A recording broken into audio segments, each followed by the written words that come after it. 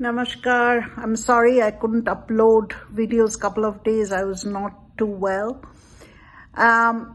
Here is your 16th lecture on feminist theory, genocide, Hindu genocide, how they should all be connected. So we talked about Levi Strauss. I'm going to draw that a little bit more and say that according to Levi Strauss, women are commodities of transaction. They carry the phallus, the symbol of power, from one tribe to another. That's what marriage is. Luce Irigary takes this and says that women are like commodities. They are like a bonding relationship between two tribes and two nations. They are symbols for bondage, homoerotic bonds, she calls it.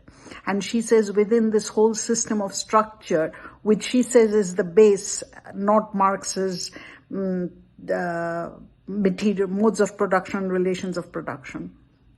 It's this base that gives rise to the entire patriarchal superstructure. Within this whole kinship system, women have three positions.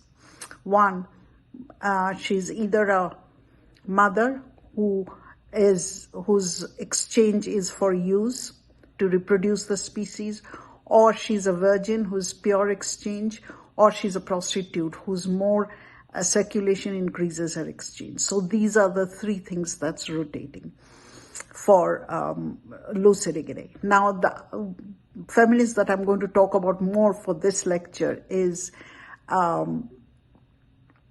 Julia Kristeva.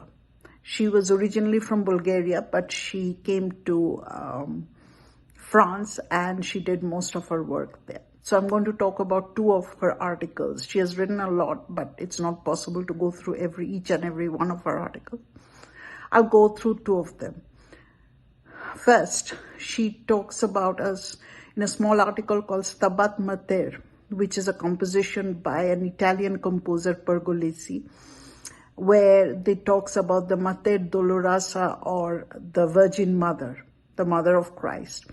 And she analyzes it. She says that women don't have any real position in a patriarchal society except when she becomes a mother.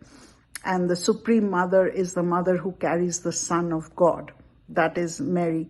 And she also analyzes and she says that in Catholic countries, there's this image of the Mary as a powerful woman. That's why there was no strong feminist movement like in the Protestant countries where they didn't have this image, because the figure of Mary as the carrier of God's child, the Son of God, is very powerful in the Catholic nations.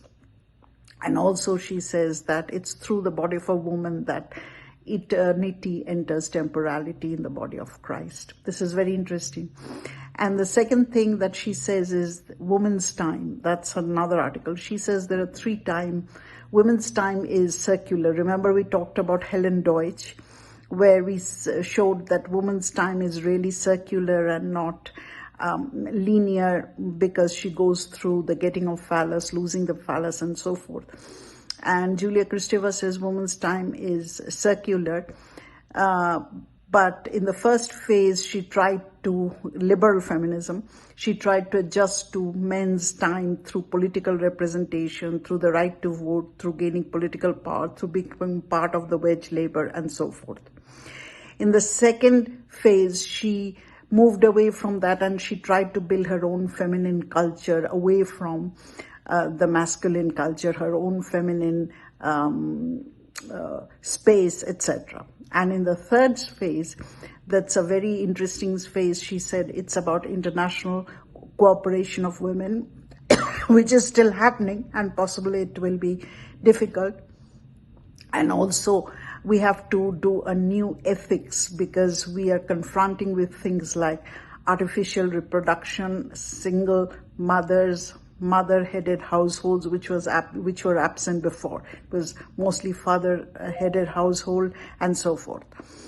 So with all of this, she says that we have to do a new ethics, how to deal with, for example, artificial insemination, giving birth artificially, not the sperm and the egg, but giving birth in a different way. And this will be my topic for my next lecture, which is almost science fiction, the concept of the cyborg. We talked a little about the science fiction in Shulamit Firestone, but this concept of cyborg by Haraway is also very interesting. So for today, that is all. Namaskar.